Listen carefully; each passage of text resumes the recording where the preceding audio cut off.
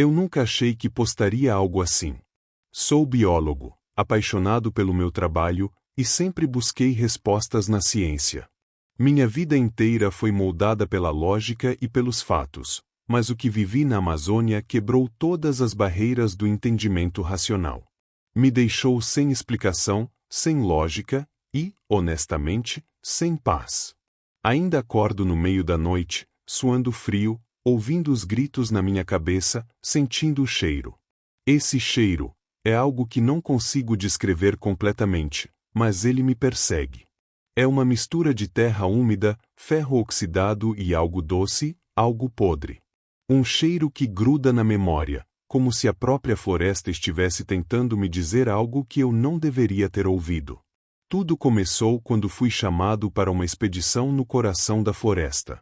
Nossa missão era catalogar espécies endêmicas, algo que, em teoria, deveria ser rotineiro para mim.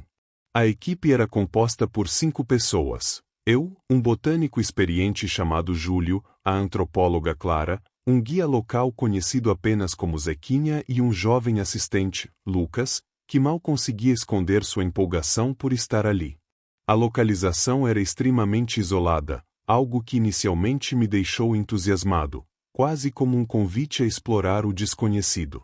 A floresta parecia viva, pulsante, cheia de mistérios esperando para serem desvendados.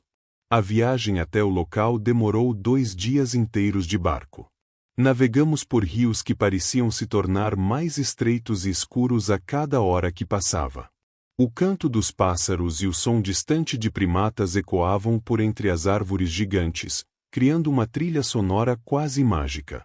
Quando finalmente chegamos ao ponto final, eu me senti pequeno diante da imensidão da floresta. Era como se estivéssemos entrando em um mundo intocado, alheio ao resto do planeta. No início, parecia o paraíso para qualquer cientista. A biodiversidade era alucinante. Borboletas gigantes com cores vibrantes flutuavam ao nosso redor, sapos minúsculos de cores vivas saltavam entre as folhas, e o ar estava impregnado com o aroma fresco da vegetação e do solo. Montamos nosso acampamento perto de um afluente, onde a água era cristalina e fria, e começamos o trabalho imediatamente. Eu me sentia em casa ali, imerso naquilo que mais amava. Mas tudo mudou em questão de dias. No terceiro dia, enquanto explorávamos uma área mais profunda da floresta, nos deparamos com algo que não estava no roteiro. Era uma clareira estranha, como se alguém tivesse arrancado parte da floresta à força. O chão estava seco, coberto de uma camada fina de cinzas que não fazia sentido estar ali. Não havia sinal de fogo recente, nem de atividades humanas. No centro da clareira, uma árvore gigantesca e retorcida se erguia como uma sentinela. Suas raízes pareciam garras, penetrando profundamente no solo, e sua casca exalava um odor nauseante, como carne em decomposição. Lucas fez uma piada nervosa sobre o cenário perfeito para um filme de terror, mas ninguém riu. Foi ali que começamos a sentir algo. Não era medo no sentido tradicional. Era como se a própria floresta estivesse nos observando, julgando cada passo que dávamos. O canto dos pássaros desapareceu, e o silêncio que ficou para trás era ensurdecedor. Júlio, que normalmente era o mais cético entre nós, sugeriu que voltássemos ao acampamento. Zequinha, nosso guia, não disse nada, mas o olhar dele estava fixo na árvore, como se reconhecesse algo que não queria compartilhar. Naquela noite, os sonhos começaram. Não consigo explicar o que vi. Rostos que não eram humanos, mas também não eram completamente bestiais. Gritos que pareciam vir de dentro da minha própria cabeça. Acordei banhado em suor, ofegante, e percebi que Lucas também estava acordado, os olhos arregalados, olhando fixamente para o teto da barraca. Quando perguntei o que havia acontecido, ele só balançou a cabeça e voltou a se deitar, mas não fechou os olhos pelo resto da noite. A partir daquele ponto, a expedição começou a desmoronar. Coisas desapareciam do acampamento. O cheiro pútrido daquela árvore parecia nos perseguir, mesmo quando estávamos a quilômetros de distância dela. Clara começou a ouvir vozes quando se afastava do grupo, e Zequinha, nosso guia, sumiu na penúltima noite sem deixar rastros. Encontramos suas botas perto da beira do rio, mas nada além disso. Eu pensei que voltaria para casa com um caderno cheio de anotações científicas, talvez até com uma nova espécie para nomear. Em vez disso, voltei com um vazio no peito e uma sensação de que carregava algo que não deveria. A floresta me deixou ir, mas nunca me deixou realmente livre. Na terceira noite, acordei sobressaltado por um som que fez minha espinha gelar e meus músculos se contraírem instintivamente. Era algo que eu nunca tinha ouvido antes, um ruído que parecia desafiar qualquer classificação. Era uma mistura de rugido e grito, profundo e gutural, como se viesse de algo primordial, uma criatura que não deveria existir nos tempos modernos. O som ecoou pela floresta, reverberando nas árvores, e então se dissipou, deixando um silêncio que era ainda mais aterrorizante. Não havia o zumbido familiar dos insetos, nem o canto distante das aves noturnas. Era como se a floresta inteira estivesse prendendo a respiração, esperando. Fiquei imóvel por vários minutos, meu coração martelando no peito. Olhei ao redor da barraca, e percebi que Lucas também estava acordado, seus olhos arregalados fixos no teto, os lábios tremendo como se tentasse formar palavras que não vinham. Você ouviu isso? Ele finalmente sussurrou, e eu apenas balancei a cabeça em confirmação. Lá fora, a escuridão parecia mais densa, mais opressiva, como se algo nela estivesse nos observando. Decidimos não sair da barraca, embora a curiosidade quase me consumisse. Algo na minha mente me dizia que fosse lá o que fosse, eu não deveria ver. Quando a manhã finalmente chegou, o alívio foi momentâneo.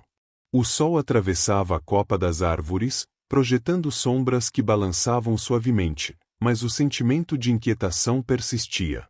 Zequinha, o guia, estava mais quieto do que de costume, e Clara parecia ter tido uma noite tão ruim quanto a nossa. Júlio tentou fazer piada sobre como a floresta estava nos pregando peças, mas o nervosismo na voz dele era evidente. Decidimos sair para explorar a área ao redor, tentando encontrar alguma explicação para o som que ouvimos.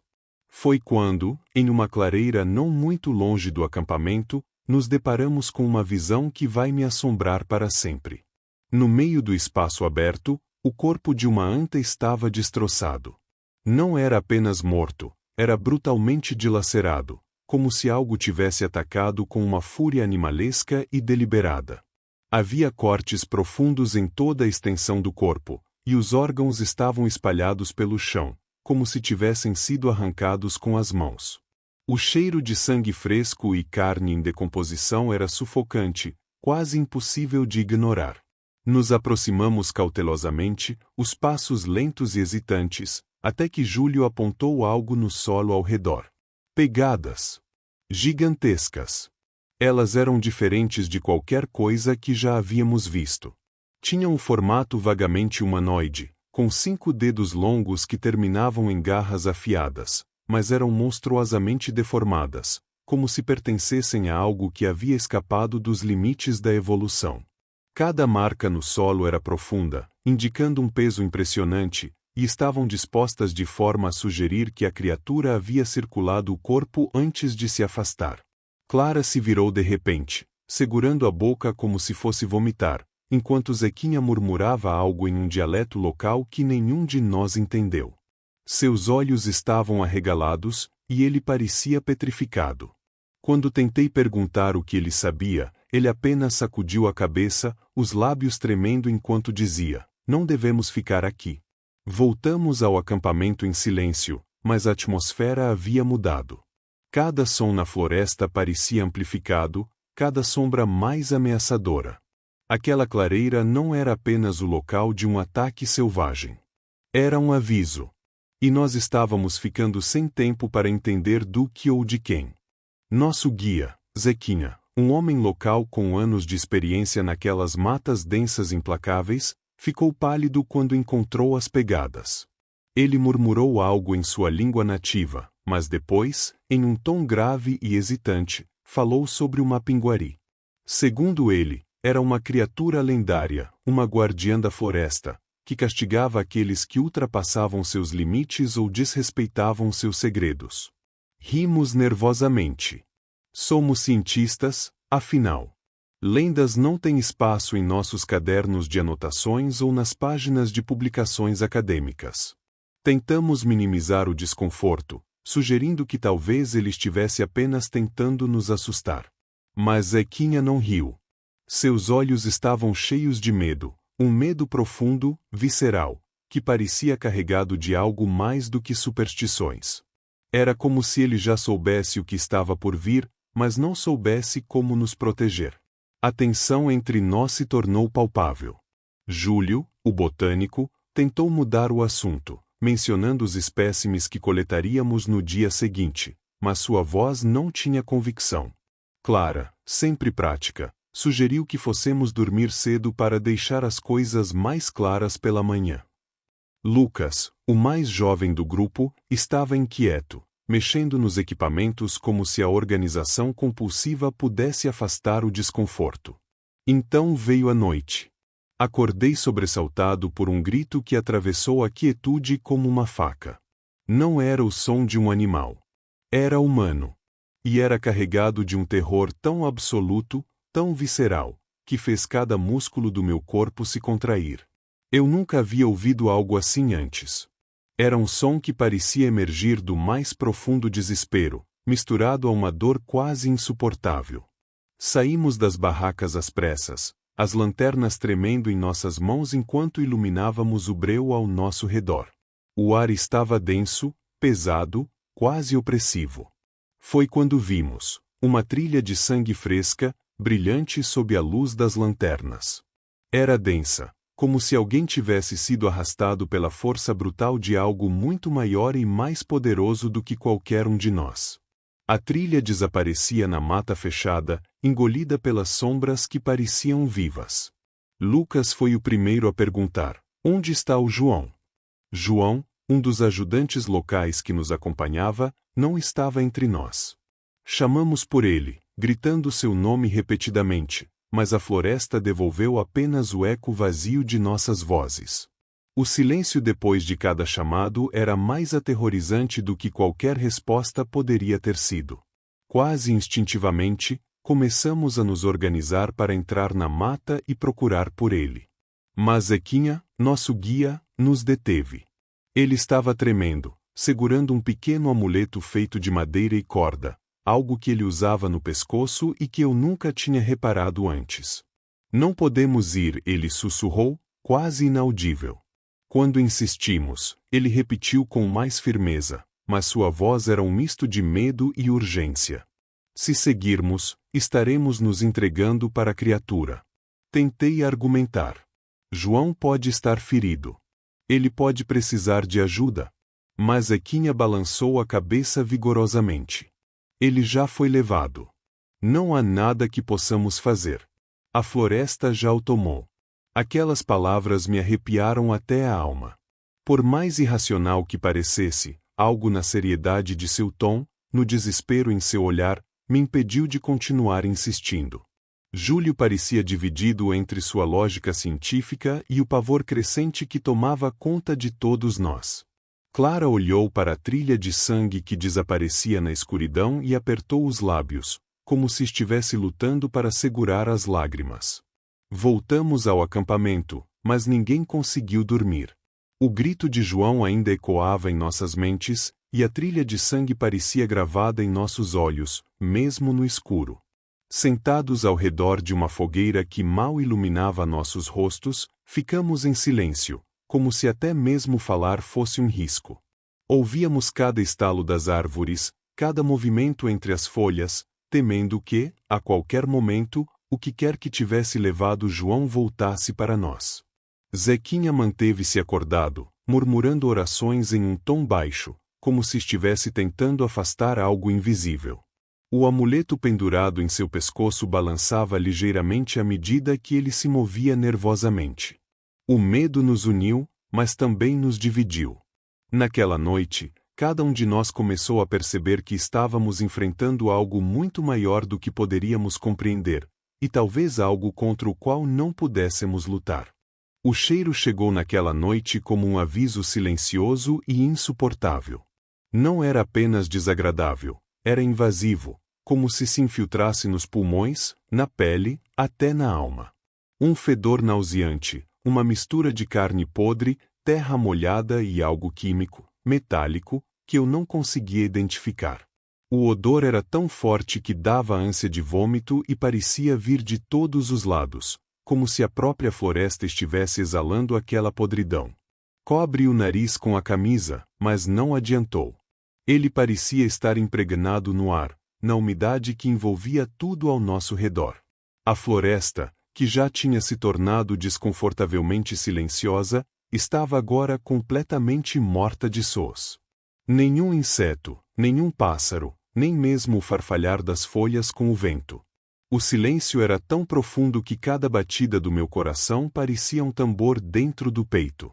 A sensação de estar sendo observado tornou-se insuportável, quase física, como se algo estivesse parado ali, a poucos metros de mim, escondido nas sombras densas, apenas esperando.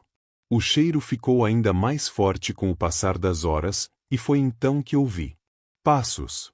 Pesados, arrastados, como algo grande se movendo com cuidado, circulando o acampamento. A princípio pensei que era minha imaginação, um truque da mente causado pelo medo e pelo cheiro. Mas os passos continuaram, cada vez mais próximos. Minha barraca parecia estar no epicentro daquilo. Segurei minha lanterna com mãos trêmulas e iluminei o lado de fora.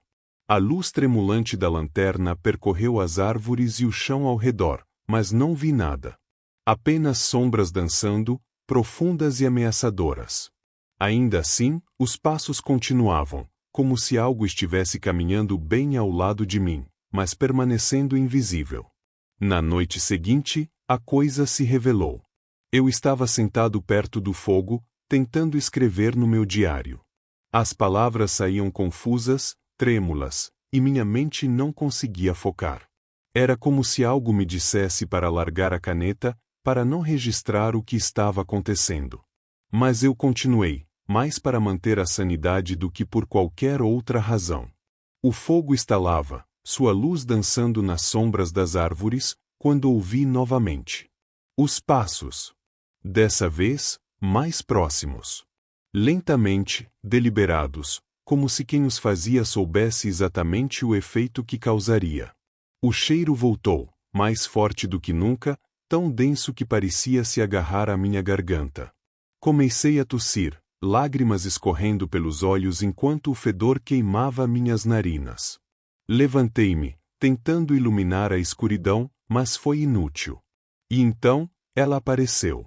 Saindo das sombras como se fosse uma extensão da própria floresta, a coisa tomou forma diante de mim. Era imensa, quase do tamanho de uma árvore jovem, seu corpo coberto por um pelo grosso e emaranhado, algo entre musgo apodrecido e pele em decomposição.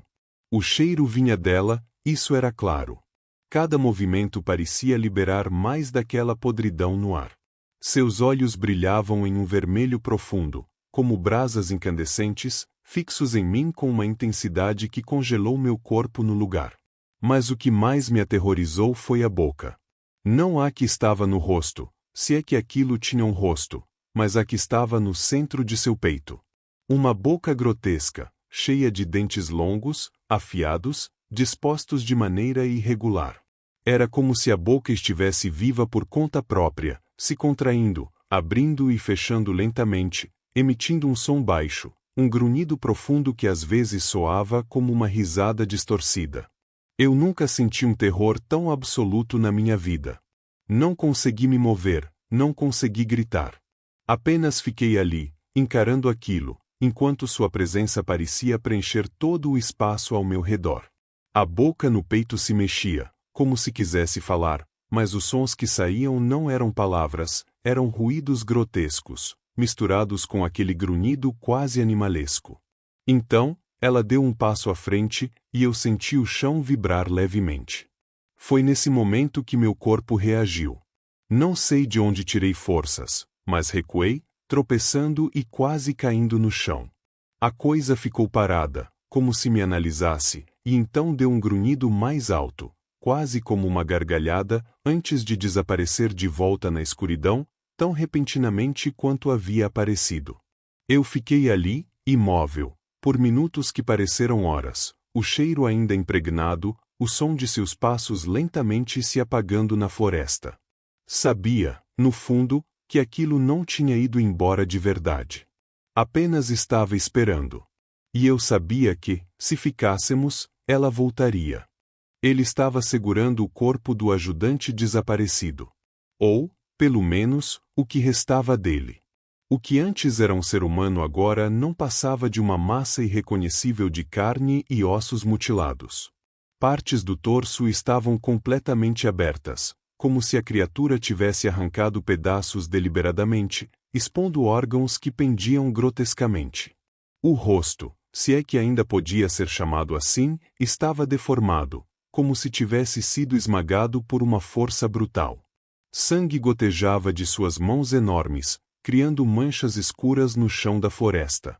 Com um movimento seco, quase casual, a criatura arremessou o corpo no chão, como se descartasse algo sem valor. O som do impacto foi seco e úmido, como carne sendo jogada contra pedra. Então, ela ergueu a cabeça, seus olhos vermelhos brilhando no escuro, e deu um passo em nossa direção.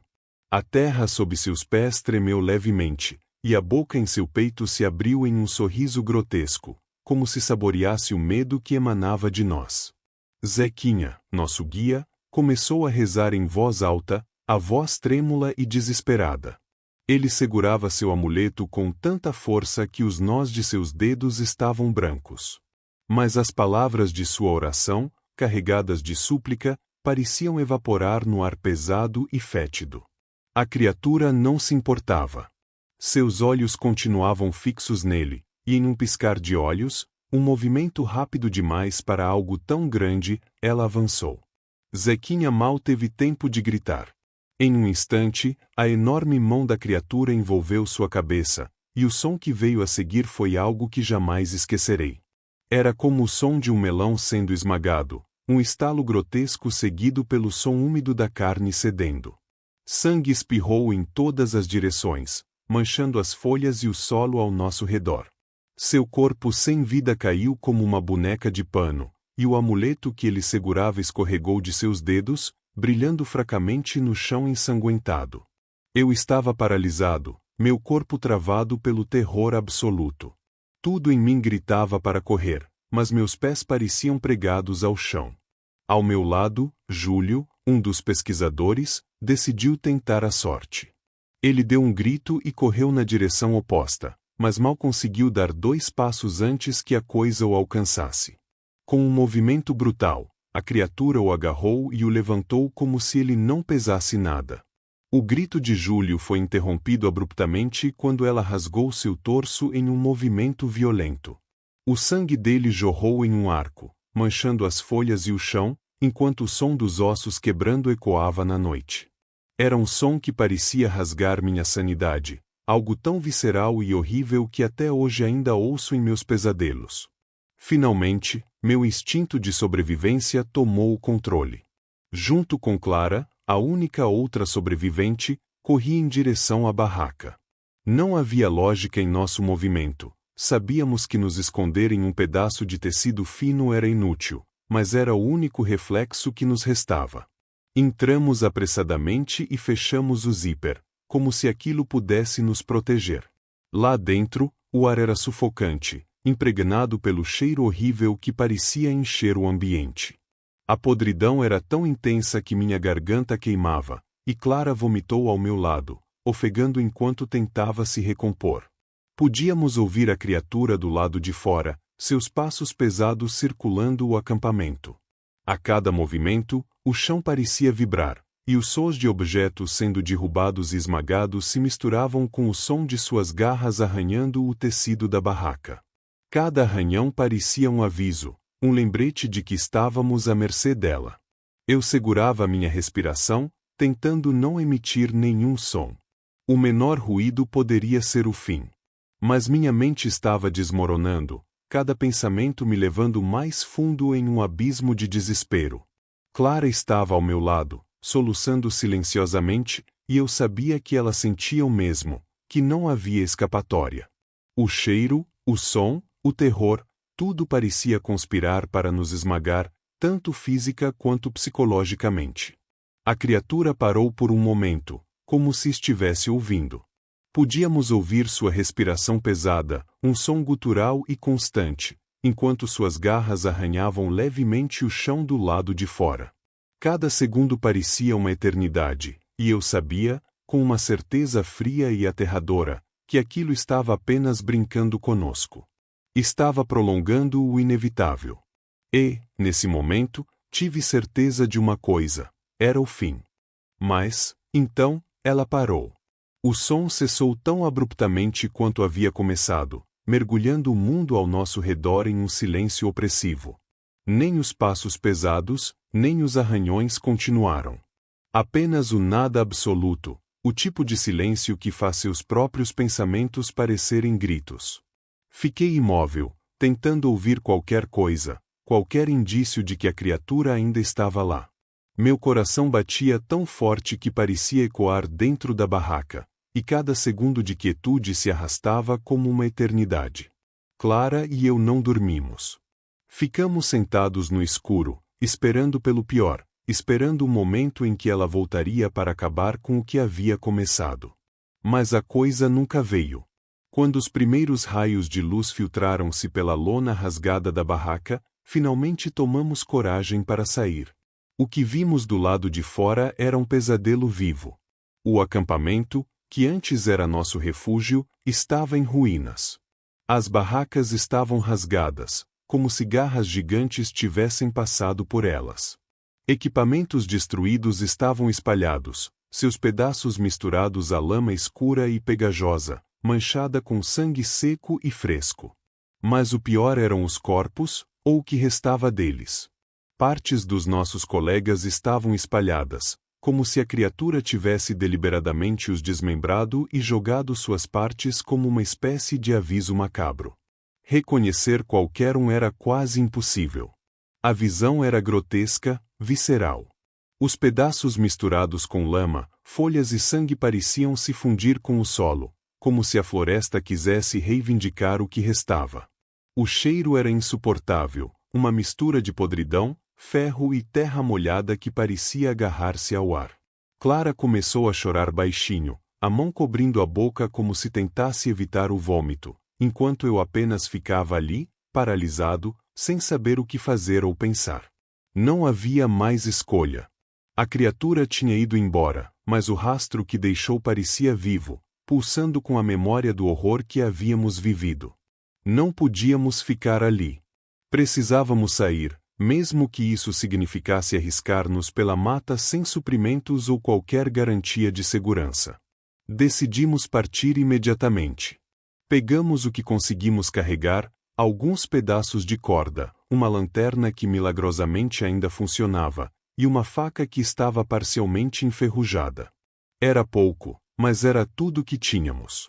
Sem comida, sem água, mas movidos pela adrenalina e pelo puro instinto de sobrevivência, começamos a caminhar. A floresta parecia mais ameaçadora do que nunca. A luz do dia, que antes trazia alívio, agora parecia insuficiente. As árvores, com seus troncos gigantescos e raízes entrelaçadas, pareciam esconder olhos que nos observavam. Cada estalo de galho, cada movimento de folhas nos fazia parar, nossos corações disparando, prontos para correr a qualquer momento. Caminhamos por horas, sempre em silêncio, os rostos cobertos de suor e terror. Finalmente, ouvimos o som do rio. Era fraco, mas inconfundível, o murmúrio constante da água correndo entre as pedras. Apressemos o passo, a esperança nos impulsionando, até que chegamos à margem. Lá estava nosso barco, mas o alívio foi rapidamente substituído por mais pavor. O barco não estava como o deixamos. Estava parcialmente destruído, com buracos nas laterais, como se algo gigantesco tivesse cravado garras nele e o esmagado.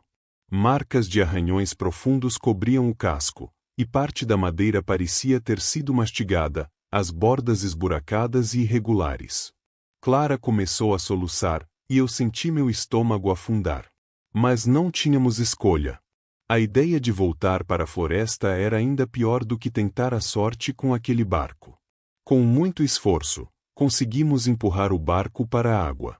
Ele flutuava, ainda que precariamente, e subimos com cuidado, tentando equilibrar o peso para evitar que ele afundasse.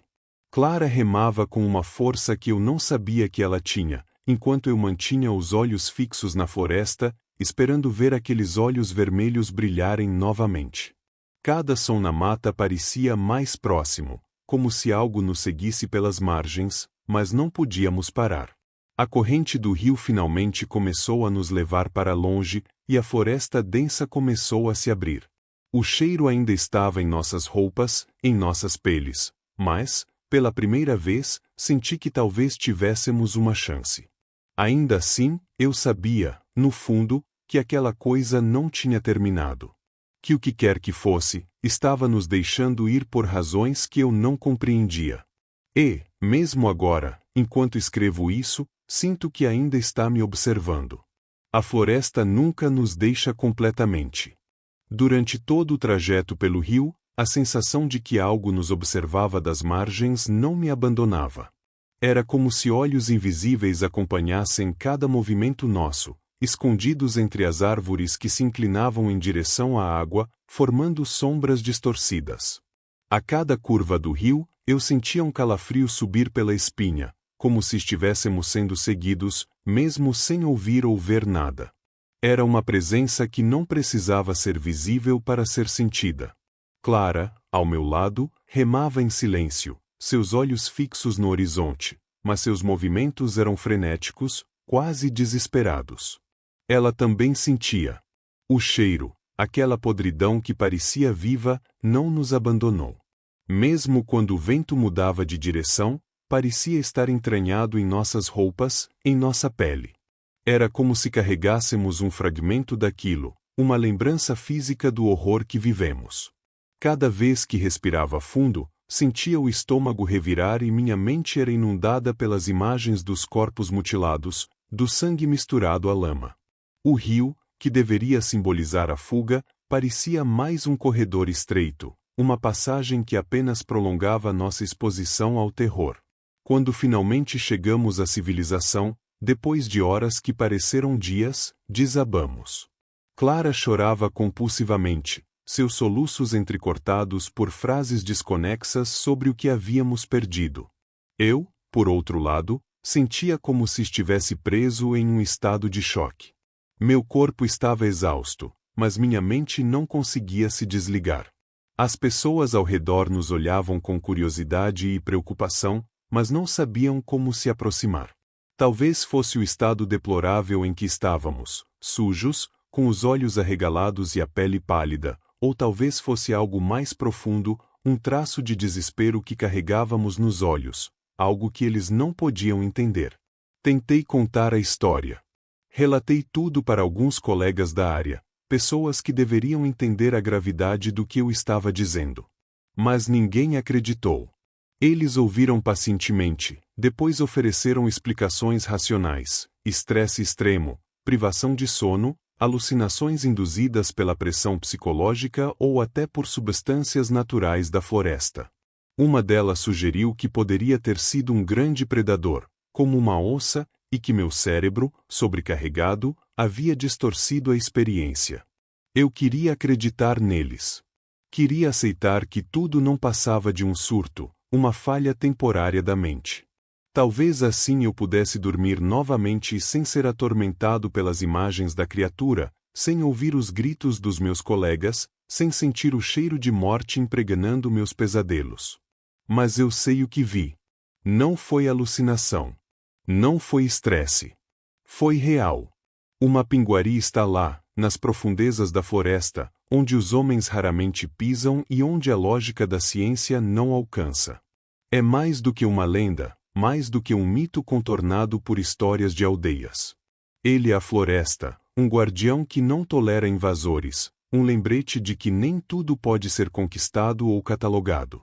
Se você acha que pode explorá-lo, pense bem. Porque ele vai explorar você.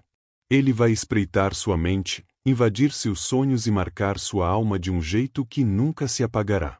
A floresta tem seus próprios segredos, e algumas coisas devem permanecer escondidas.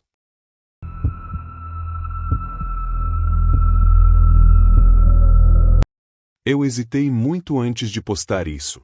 Parte de mim acredita que ninguém vai acreditar, que vocês vão achar que estou inventando ou que enlouqueci. Mas preciso tirar isso da minha cabeça. Preciso desabafar, porque, mesmo agora, semanas depois, ainda não consigo dormir sem reviver tudo aquilo. Parece que o que aconteceu ficou impregnado na minha mente, como se fosse impossível escapar das memórias. Há alguns meses, minha família decidiu fazer uma viagem para a Amazônia. Era algo que minha mãe sempre sonhou. Ela falava da floresta com uma espécie de reverência, como se fosse um lugar mágico e sagrado. Meu pai, mais prático, achava que seria uma experiência educativa para todos nós, um jeito de nos desconectar da cidade e aprender a valorizar a natureza. Eu, sendo o mais velho, fui encarregado de ajudar a organizar as coisas e garantir que meus irmãos mais novos não se metessem em encrencas. Nunca imaginei que algo poderia dar tão errado. Quer dizer, claro, eu sabia dos perigos. Cobras, onças, aranhas. Essas coisas já me deixavam alerta, mas sempre pensei que fossem problemas evitáveis, contornáveis. O que aconteceu, porém, foi algo completamente diferente. Algo que nenhuma explicação lógica consegue justificar. Alugamos uma casa simples, construída sobre palafitas, às margens de um rio que parecia saído de um documentário. A água tinha um brilho estranho sob o sol, como se escondesse segredos nas suas profundezas. A casa era modesta, mas aconchegante. Tinha aquele cheiro de madeira molhada, que eu achava até agradável nos primeiros dias, embora a umidade constante parecesse grudar na pele como uma segunda camada.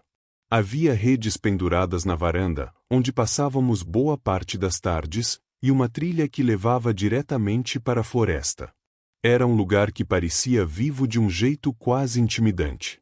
Durante o dia, a floresta era fascinante. Um mar infinito de verde se estendia até onde os olhos alcançavam, cortado apenas pelos sons constantes da vida selvagem. Pássaros de todas as cores e tamanhos cruzavam o céu. Cigarras e grilos formavam uma sinfonia interminável. Meus irmãos corriam pela trilha, rindo e tentando identificar bichos, enquanto minha mãe anotava tudo num caderno, como se estivesse montando um diário de viagem. Tudo parecia perfeito. Mas, à medida que o sol começava a desaparecer no horizonte, a atmosfera mudava.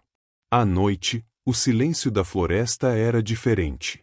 Não era tranquilizador, mas pesado, opressor. Era como se a floresta nos observasse, como se estivéssemos invadindo um espaço que não era nosso. O ar parecia mais frio, embora não houvesse vento, e cada som, por menor que fosse, fazia meu coração acelerar. No terceiro dia, essa sensação de desconforto se intensificou.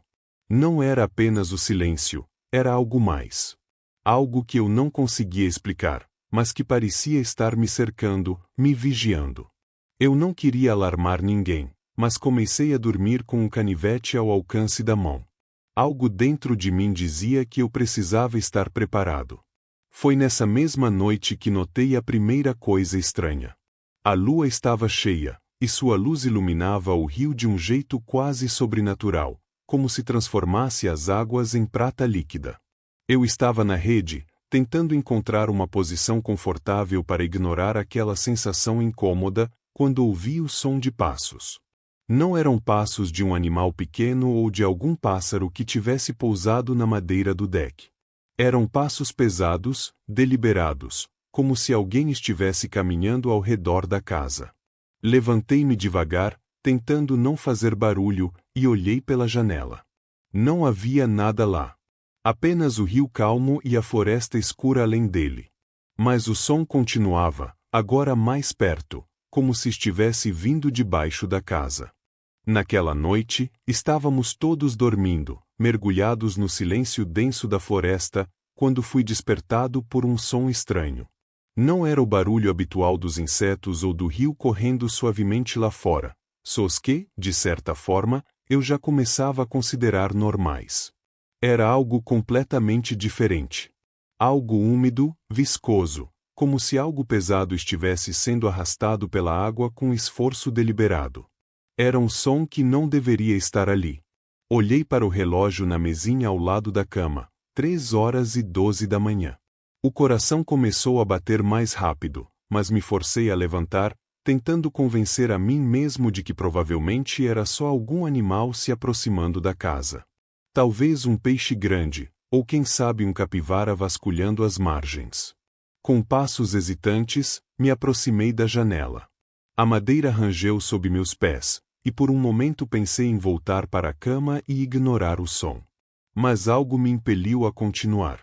A escuridão lá fora era quase impenetrável, iluminada apenas pela luz fraca da lua que desenhava reflexos trêmulos na superfície do rio. Foi aí que eu vi. Havia algo na margem, uma sombra distinta, algo se movendo de forma errática perto da água. Esfreguei os olhos, achando que estava vendo coisas, mas a figura permaneceu ali. Estava agachada, com os braços compridos se estendendo para dentro do rio, remexendo com movimentos quase mecânicos, repetitivos. Fiquei ali, imóvel, congelado no lugar. Meu cérebro trabalhava freneticamente para encontrar uma explicação racional. Talvez fosse um pescador. Sim, alguém que mora nas proximidades e está ali tentando pegar peixes. Ou talvez fosse algum animal grande, um jacaré, quem sabe? Essas suposições me acalmavam por um instante, mas então a figura se moveu de um jeito que me fez descartar todas elas. Ela se levantou. E foi aí que percebi que não era humana. Era alta, absurdamente magra, com braços e pernas desproporcionalmente longos. A pele, iluminada de forma fantasmagórica pela luz da lua, parecia enrugada e brilhante, como se tivesse sido queimada ou corroída por algo corrosivo. Senti um arrepio percorrer minha espinha quando notei seus olhos, enormes, sem pupilas, completamente brancos, mas brilhando na escuridão como faróis opacos. A criatura parecia me ver, mesmo sem olhar diretamente para mim. Mas o que realmente fez meu sangue gelar foi o que ela segurava. Entre aquelas mãos longas e deformadas, pendia algo pesado, molhado, balançando levemente conforme ela se movia. Olhei mais atentamente e senti a bile subir a garganta. Era uma perna humana. A pele pálida, os dedos ainda visíveis. Não havia dúvida do que era. Recuei da janela com tanta força que quase tropecei. O coração parecia martelar contra meu peito, a respiração vinha em arfadas curtas e descontroladas. O que era aquilo? De onde veio? O que estava fazendo aqui? Minha mente girava em círculos, tentando processar o que acabará de ver. Minha primeira reação foi correr até o quarto dos meus pais. Eu o fiz quase instintivamente, entrando no quarto deles e sacudindo meu pai pelo ombro. Pai! Pai, tem algo lá fora. Tem uma coisa, eu juro. As palavras saíam atropeladas, mais um sussurro desesperado do que uma fala propriamente dita. Ele abriu os olhos, apenas o suficiente para olhar para mim com irritação.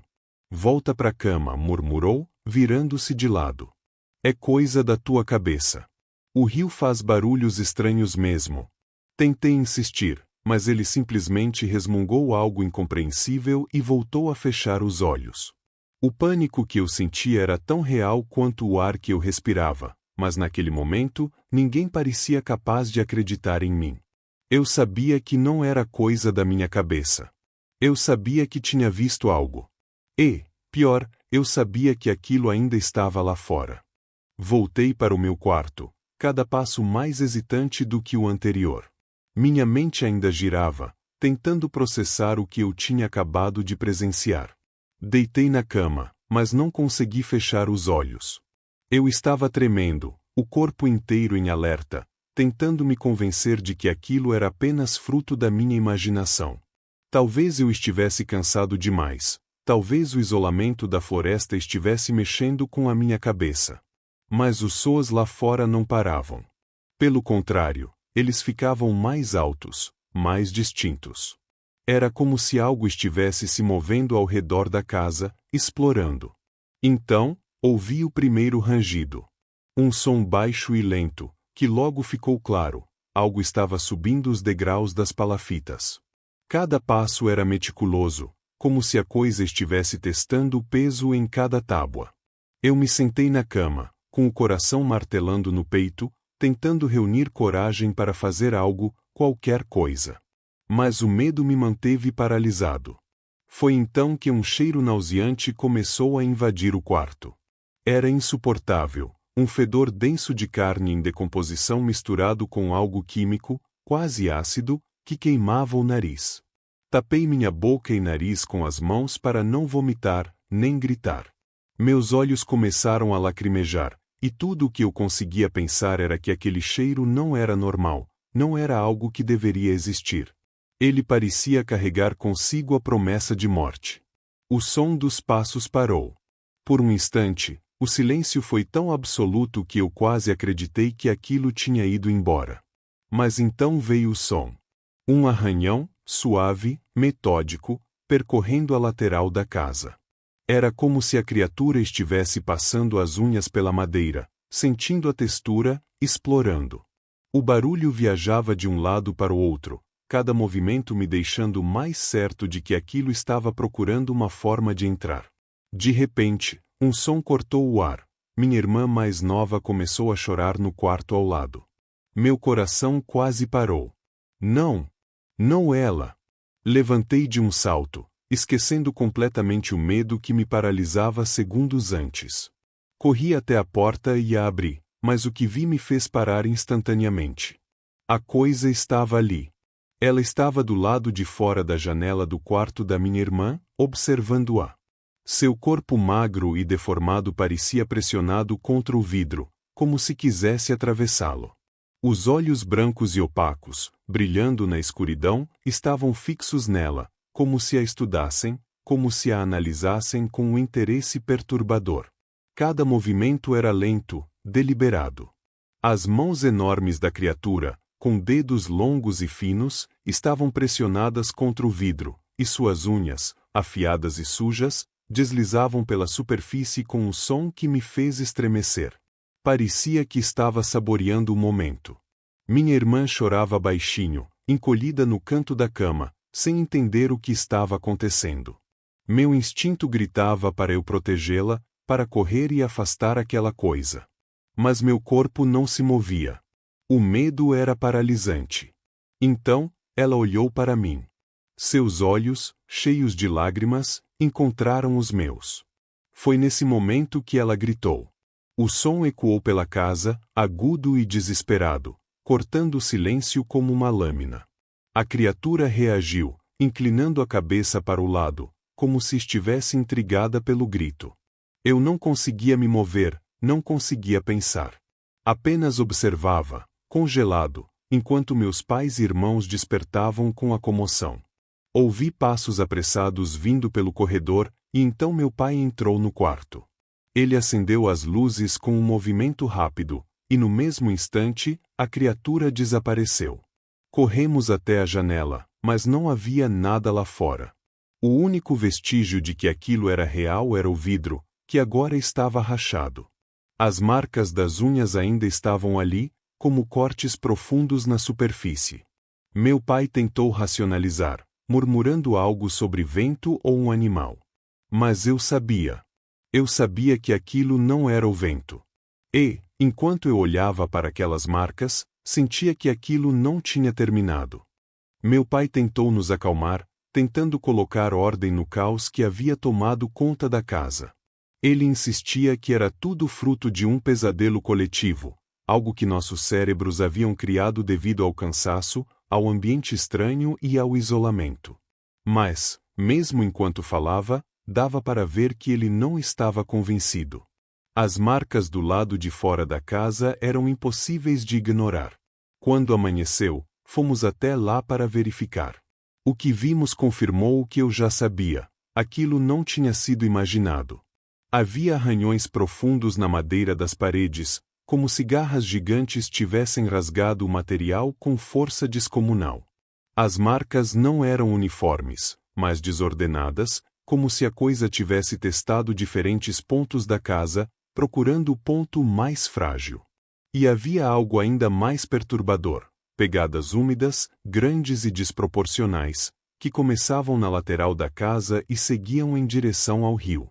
Elas eram longas e finas, com marcas de dedos absurdamente compridos. Minha mãe, normalmente a mais racional de todos, ficou pálida. Ela não dizia nada, mas o jeito que olhava para as marcas mostrava que estava aterrorizada. Meu pai tentou manter a compostura, mas ele também parecia inquieto. Ele murmurava algo sobre um animal grande, como se estivesse tentando se convencer disso mais do que a nós. Pode ter sido um jacaré, ou algum bicho que não conhecemos, disse ele, mas sua voz tremia. Passamos o resto da noite acordados, todos amontoados na pequena sala da casa, cercados por facas de cozinha e pedaços de madeira que encontramos. Armas improvisadas que, no fundo, sabíamos que não seriam suficientes se aquilo voltasse. O silêncio da floresta, que antes era pesado, agora parecia vivo, como se a qualquer momento fosse se quebrar pelo som daquela coisa voltando. Eu mantinha os olhos na janela, observando qualquer movimento, qualquer sombra. Minha irmã estava aninhada ao lado da minha mãe, soluçando baixinho. Ela tinha apenas 6 anos, e nunca a vi tão assustada. Ninguém dormiu. O medo nos manteve acordados, atentos. Quando o dia finalmente amanheceu, foi como se todos tivessem soltado um suspiro coletivo de alívio. A luz do sol trouxe um pouco de conforto, mas não o suficiente para nos fazer ficar. Meu pai decidiu que era hora de ir embora. Ele tentou agir como se fosse uma decisão prática, algo sobre os perigos da floresta, não querer correr mais riscos. Mas nós sabíamos a verdade. Estávamos fugindo. Arrumamos nossas coisas o mais rápido possível, jogando tudo de volta nas malas sem muita ordem. A casa que antes parecia um refúgio simples e aconchegante agora parecia sufocante, cheia de sombras que pareciam mais escuras do que deveriam ser. Cada som lá fora fazia meu coração acelerar, e eu não conseguia evitar olhar para o rio, esperando ver algo emergir da água. Saímos dali tão rápido quanto nossas pernas permitiram. Nem olhamos para trás enquanto cruzávamos a trilha de volta ao local onde nosso transporte nos esperava. Foi como se todos tivessem um pacto silencioso de não mencionar o que aconteceu, pelo menos até estarmos longe dali. Até hoje, ninguém na minha família fala sobre isso. Meu pai, quando pressionado, repete que era apenas um animal, embora sua voz tenha aquele tom de quem não acredita nas próprias palavras. Minha mãe desvia o olhar e muda de assunto sempre que a viagem é mencionada. Já minha irmã, agora mais velha, se recusa a falar sobre o que viu naquela noite.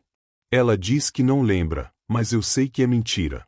Ninguém esquece algo assim. Quanto a mim, eu não preciso de explicações. Eu sei o que vi. Aquele ser, aquela coisa, não era algo natural. Não era um animal, e certamente não era um pesadelo.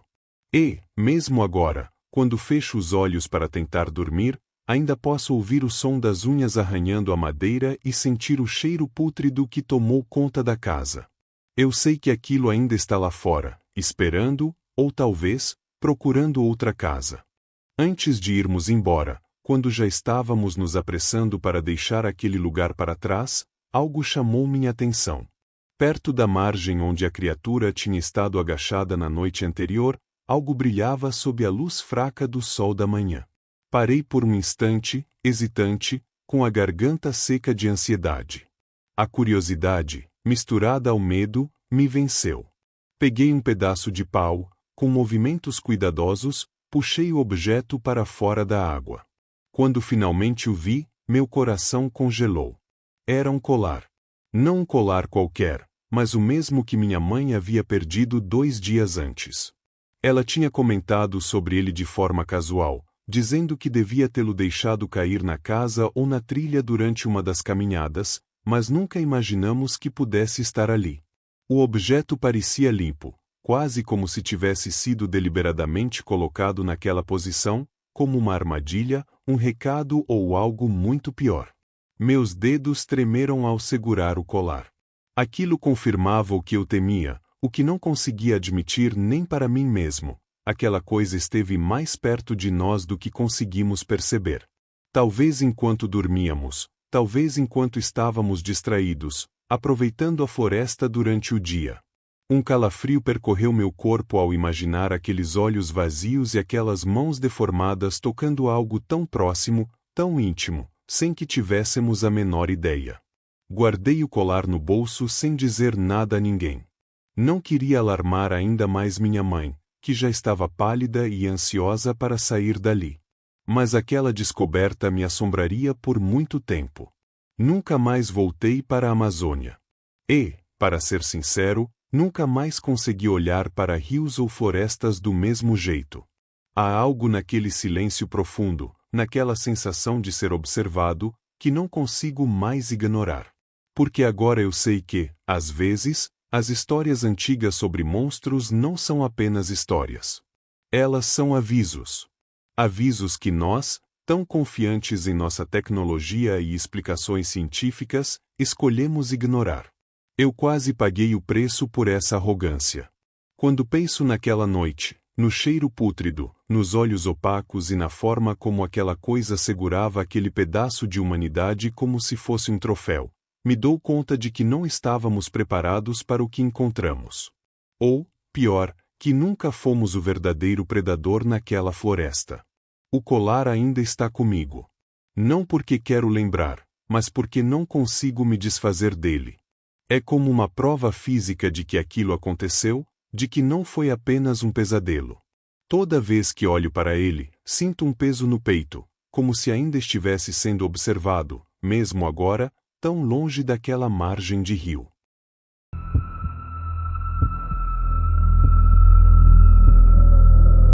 Eu sou pescador desde que me entendo por gente. Cresci no interior do Pará, à beira de um rio que corta a imensidão da floresta amazônica, onde a vida pulsa em cada sombra e cada som. Meu pai dizia que o rio era um ser vivo, com suas próprias vontades, e minha mãe, entre os afazeres, sussurrava histórias sobre os mistérios que habitavam suas águas. Desde pequeno, ouvi sobre os tritões, criaturas lendárias que, segundo os mais velhos, eram guardiões dos rios. Eles protegem o que é deles, diziam, e punem quem não respeita. Para mim, eram só histórias. Contos que os índios e caboclos inventavam para manter crianças e adultos na linha, afastando-os de perigos maiores. Pelo menos, era o que eu acreditava. Até algumas noites atrás. Eu estava sozinho em uma pescaria noturna, algo que sempre fiz com certo orgulho. Não era raro me aventurar em lugares onde ninguém ousava ir, buscando as melhores capturas nos afluentes menores, onde a floresta é mais densa e o silêncio é tão profundo que chega a fazer os ouvidos zumbirem. Naquela noite, o rio parecia especialmente escuro, como se a luz da lua se recusasse a tocá-lo. A floresta, no entanto, estava viva, como sempre. O canto incessante dos grilos e o coachar distante dos sapos criavam uma sinfonia que me embalava enquanto meu barco deslizava preguiçosamente pela correnteza. Eu conhecia cada som. O farfalhar das folhas com a brisa noturna, o estalo ocasional de um galho, o mergulho repentino de um animal na água, era como uma conversa que o tempo me ensinou a interpretar. Mas naquela noite algo estava diferente. O ar parecia mais pesado, denso como uma névoa invisível que grudava na pele.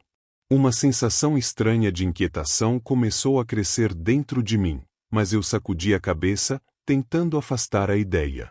Só cansaço, pensei. Foi quando o cheiro começou. Um aroma doce e enjoativo, misturado com algo pútrido, invadiu minhas narinas.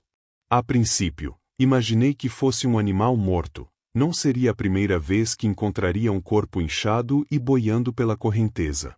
Mas aquilo era diferente. O cheiro parecia vivo, como se estivesse me cercando, me pressionando, forçando-me a notá-lo. Um frio súbito percorreu minha espinha, mas me convenci de que era coisa da minha cabeça. Continuei jogando a rede. Porém, algo estava errado. A rede voltava vazia, o que era incomum. Aquelas águas, sempre tão ricas e agitadas, pareciam estranhamente calmas, quase imóveis. Nem uma sombra de peixe, nem um único movimento para quebrar a superfície. O silêncio foi crescendo, engolindo os sons familiares da floresta. Até mesmo os grilos e os sapos pareciam ter cessado seu canto. E foi nesse silêncio pesado que ouvi pela primeira vez o som. Era um som grave, profundo, como um gemido vindo das profundezas. Não era humano, nem animal, mas parecia vivo. Ecoava pelas árvores e se espalhava pela água, um som que não vinha de lugar nenhum, ao mesmo tempo, parecia vir de todos os lados. Meu coração começou a bater mais forte. Agarrado ao remo, olhei ao redor, tentando localizar a origem daquele som, mas a escuridão era absoluta. E então, veio de novo, mais forte, mais próximo. O rio, que antes parecia tão calmo, começou a mostrar sinais de movimento. Pequenas ondulações surgiram do nada, como se algo estivesse se mexendo sob a superfície. A água parecia ganhar vida própria, e a sensação de que eu não estava sozinho tomou conta de mim. Eu sabia que precisava sair dali, mas meus braços pareciam congelados, incapazes de se mover. Foi quando vi a primeira sombra emergir.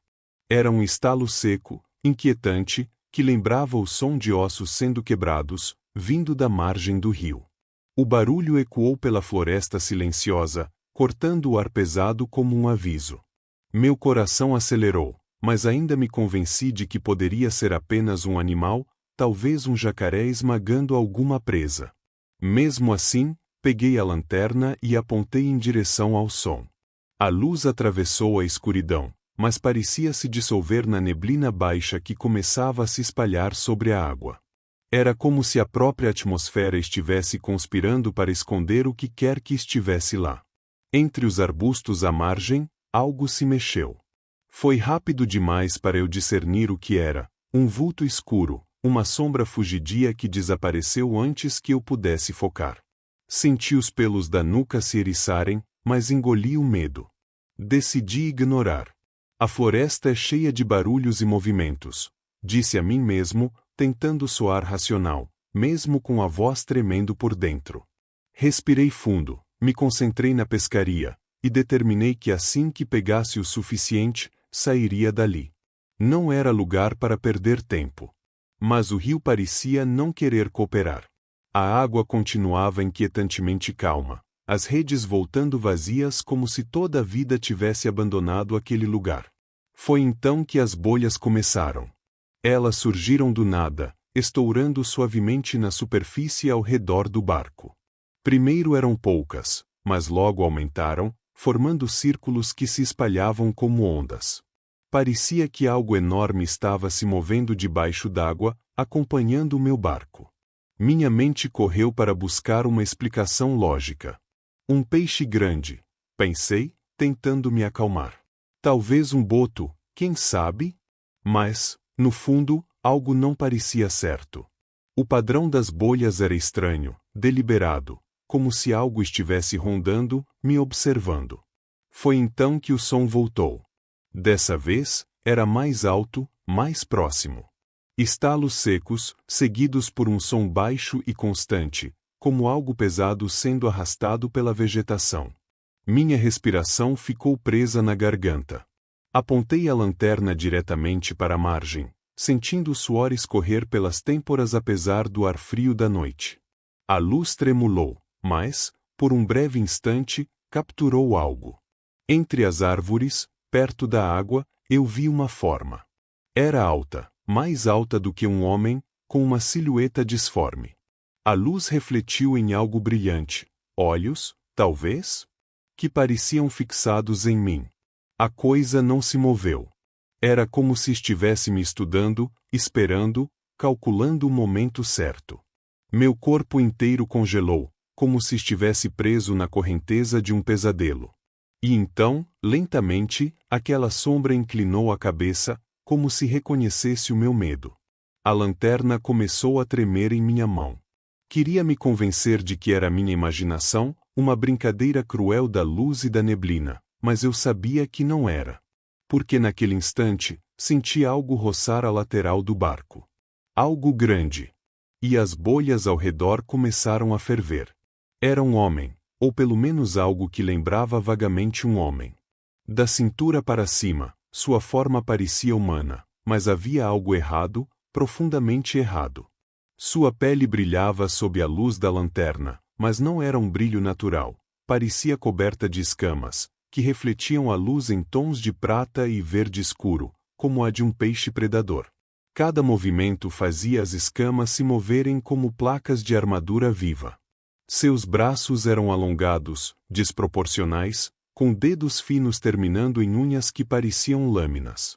O rosto, no entanto, era o que mais congelava a alma. Olhos enormes e negros, sem brilho, profundos como o próprio abismo do rio, que pareciam absorver a luz ao invés de refletir. Por alguns segundos, não entendi o que ele segurava na mão. Era algo pendendo, balançando levemente, como um pedaço de carne úmida. Quando finalmente percebi o que era, um arrepio me percorreu da cabeça aos pés. Era um braço humano. A carne parecia rasgada, como se tivesse sido arrancada brutalmente, e sangue escorria em filetes grossos, pingando na água com um som surdo, que ressoava de forma estranha na quietude da noite. Cada gota que caía parecia amplificada, como um tambor sombrio marcando o momento. Eu estava paralisado. Meu corpo não respondia. Era como se todos os músculos tivessem desistido, congelados pelo medo puro e primitivo. Não conseguia mover as mãos, respirar direito ou sequer desviar o olhar daquele horror. A criatura me encarava com uma expressão quase curiosa. Seus lábios se ergueram devagar, revelando um sorriso distorcido e antinatural. Dentes afiados, alinhados como os de um tubarão, brilharam à luz da lanterna. Era um sorriso de predador, cruel e sem alma, como se soubesse exatamente o que aquilo causava em mim. O tempo parecia ter parado, mas então ele se moveu. De forma súbita e ágil, a criatura mergulhou na água, desaparecendo na escuridão com um som quase silencioso, como se fosse parte do rio. Por um breve momento, tudo ficou quieto novamente, exceto pelo som acelerado da minha respiração, que agora eu mal conseguia controlar. Mas a calmaria não durou. Senti o barco balançar de repente, como se algo grande e pesado estivesse nadando ao redor. As ondulações sacudiram a embarcação, e meu equilíbrio já precário quase me fez cair. Olhei para a água, tentando encontrar qualquer sinal do que estava acontecendo, mas era como encarar um vazio insondável. Bolhas começaram a surgir novamente, agora mais intensas, criando pequenos redemoinhos ao redor do barco. Cada célula do meu corpo gritava para que eu fizesse algo, qualquer coisa, mas ainda não conseguia me mover. Foi então que ouvi um som vindo de baixo. Um som que não era apenas água. Era algo arranhando a madeira do casco do barco, uma raspagem lenta e deliberada que parecia vir de todas as direções ao mesmo tempo.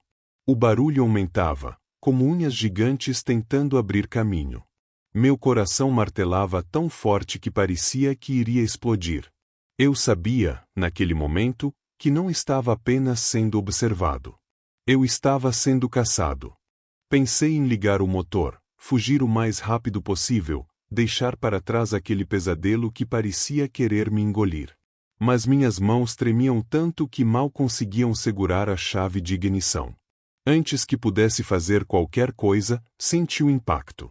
Uma pancada brutal atingiu o barco por baixo, tão forte que me fez perder o equilíbrio e quase cair na água. A embarcação balançou violentamente, e um som de madeira rangendo encheu o ar, como se o casco estivesse prestes a ceder. Entrei em pânico.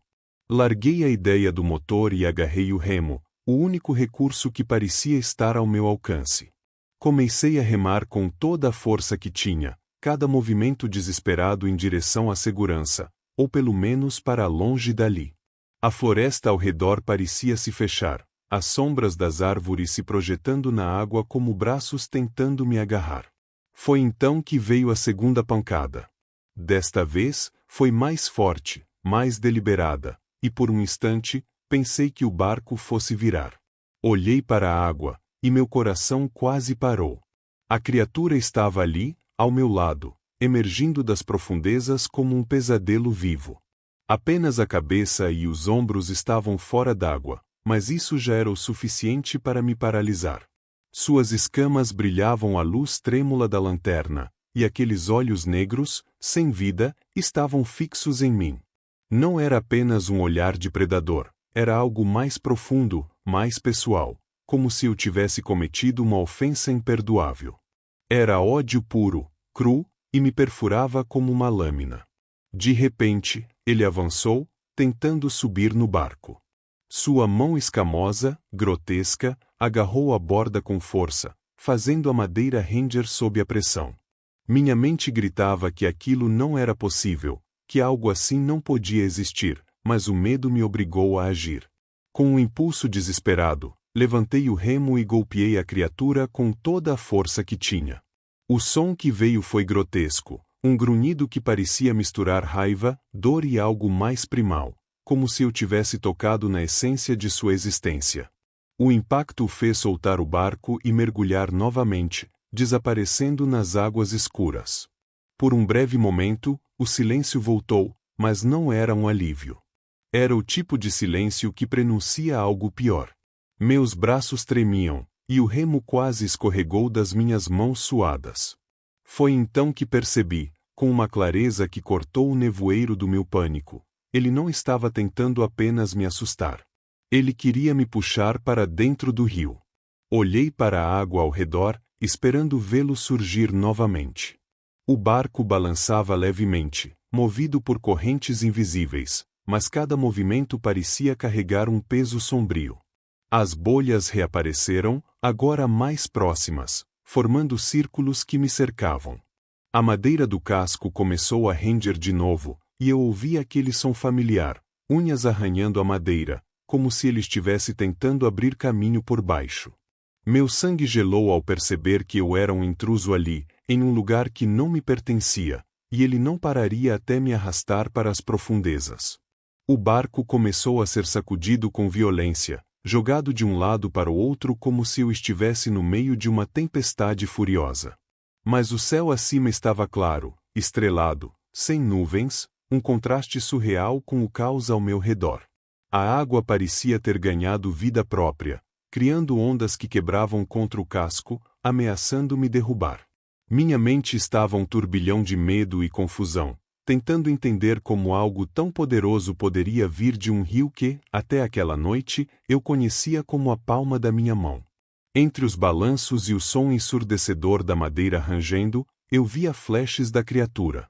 Seu corpo escamoso cortava a água com uma agilidade sobrenatural, ora desaparecendo, ora surgindo novamente em um ponto diferente. Ela parecia brincar comigo, cercando o barco como um predador cercando sua presa, exibindo o braço humano que ainda segurava como se fosse um troféu macabro. O sangue pingava da ponta dos dedos inertes, deixando um rastro vermelho que se misturava à escuridão do rio. Desesperado, comecei a rezar.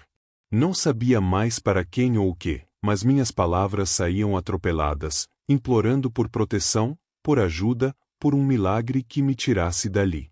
Meus dedos trêmulos finalmente encontraram a chave do motor, e eu girei com força.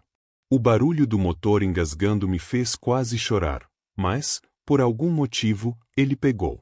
Acelerando o máximo que podia, guiei o barco rio abaixo, sem rumo, apenas fugindo daquele horror. Enquanto eu me afastava, o grito veio. Um som gutural, inumano, profundo e cheio de uma raiva primitiva. Era como se a floresta inteira ecoasse aquele lamento, vibrando com a fúria da criatura. Mesmo com o motor rugindo, aquele som parecia me seguir, se enraizando na minha mente. Meus olhos estavam fixos à frente, mas podia sentir sua presença me perseguindo, mesmo que não pudesse vê-la. Eu só queria sair vivo. Horas depois, ainda tremendo e em estado de choque, cheguei ao vilarejo. Mal consegui amarrar o barco antes de me desabar na terra firme, minhas pernas bambas como se tivessem esquecido como andar. A cada passo até a praça central, eu sentia como se o chão pudesse ceder a qualquer momento. Quando finalmente consegui contar o que aconteceu, as reações foram previsíveis. Alguns riram, outros balançaram a cabeça e disseram que eu estava bêbado ou imaginando coisas. Cada palavra de descrença era como um golpe no estômago. Mas havia um homem que não riu. Um velho, um indígena da região, conhecido por seu silêncio e sua sabedoria. Ele me olhou com uma seriedade que fez meu sangue gelar. Seus olhos pareciam pesar cada palavra antes que ele falasse. Você viu o que não deveria. Aquele rio não é nosso. A frase era simples, mas carregada de significado, e não precisei de mais nada para entender. Aquele rio tinha dono, e eu havia cruzado um limite invisível que nunca deveria ser ultrapassado. Desde aquela noite, nunca mais voltei àquela área. Vendi meu barco e passei a pescar apenas nos rios próximos ao vilarejo, onde sabia que era seguro, ou pelo menos acreditava ser. Mas o rio nunca me deixou. Nos meus pesadelos, ouço o som dos estalos, aquele som terrível de ossos sendo esmagados, e vejo o sorriso grotesco daquela criatura, os dentes afiados brilhando sob a luz da lanterna. Mesmo acordado, às vezes sinto como se estivesse sendo observado, como se algo me esperasse em alguma curva escura do rio. Hoje, não sei se acredito nas histórias dos tritões, mas sei o que vi.